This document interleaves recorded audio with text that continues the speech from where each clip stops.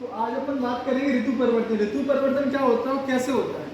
तो ऋतु परिवर्तन होने के पीछे एक कारण है, क्योंकि अपनी पृथ्वी का अपने अक्ष पर 23 सही 1/2 डिग्री झुका हुआ होना। 23 सही 1/2 डिग्री झुका हुआ होना। अपनी पृथ्वी अपने अक्ष पर कितनी झुकी हुई है?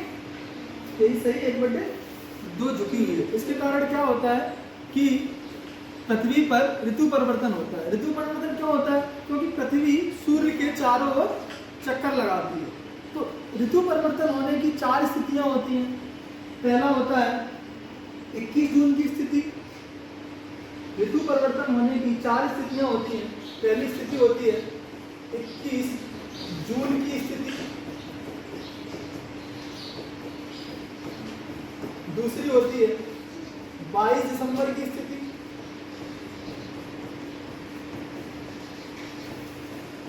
तीसरी होती है 21 मार्च की स्थिति।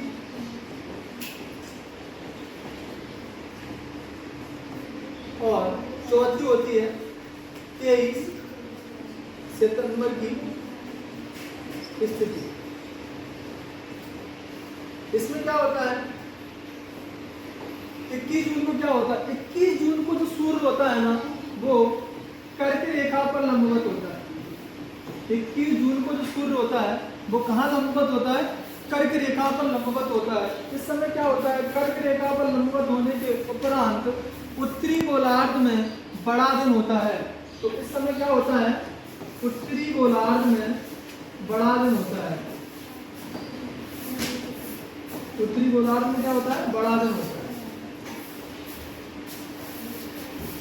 इस स्थिति को क्या बोलते हैं?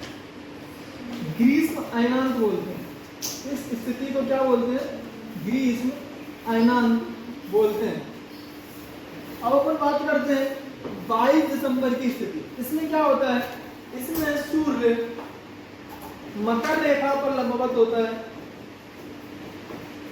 मकर रेखा पर लंबवत होता है। इसमें सूर्य क्या होता है? मकर रेखा पर लंबवत होता है। इस स्थिति को अपन क्या बोलेंगे?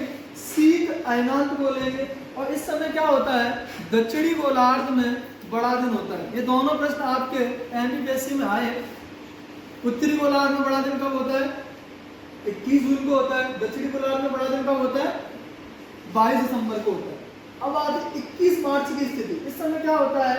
21 मार्च और 23 सितंबर को क्या होता है? सूर्य जो होता है न कर्क रेखा पर लंबवत होता है न मकर रेखा पर लंबवत होता है। इस समय सूर्य होता है विषुवत रेखा पर लंबवत होता है। किस पर होता है?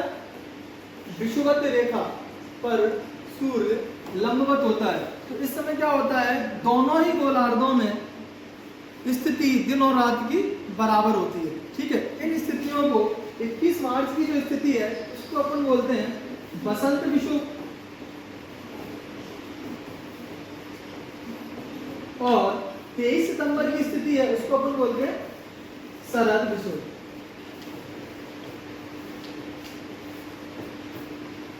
अब अपन बात करते हैं डायग्राम में। देखते हैं जो मैंने अभी बनाया है, इसमें देखते हैं कि क्या है? सूर्य है। इसमें क्या है? सूर्य की किरणें ये कर्क रेखा है, इस पर लंबवत हो रही है। कर्क रेखा पर लंबवत हो रही है। कर्क रेखा पर लंबवत हो रही है। तो क्या होगा? उत्तरी गोलार्ध में बड़ा दिन होगा। ये कब होता है? 21 जून को होता है। इसको अपन क्या बोलते हैं? ग्रीष्म अयनांत बोलते हैं। अब अपन नीचे चलते हैं तो क्या होता है? ये आता है शरद ऋतु। 23 सितंबर की स्थिति आती है। उस समय क्या होता है? शरद ऋतु होता है। शरद ऋतु के बीच में एक जो टाइम पीरियड है 21 जून से 23 सितंबर का ये टाइम पीरियड है। इस समय क्या होता है? पृथ्वी पर नहीं, सॉरी, अपने उत्तरी गोलार्ध में, भारत में अपन बात करेंगे। भारत में इस समय एक ऋतु आती है, उसको बोलते हैं चौमासा या वर्षा ऋतु। चौमासा या वर्षा ऋतु। तो इस समय क्या होता है? भारत में वर्षा होती है। क्यों होती है वर्षा? क्योंकि गर्मी बढ़ चुकी होती है। गर्मी पड़ने के उपरांत जो स्थल है उस पर क्या होता है?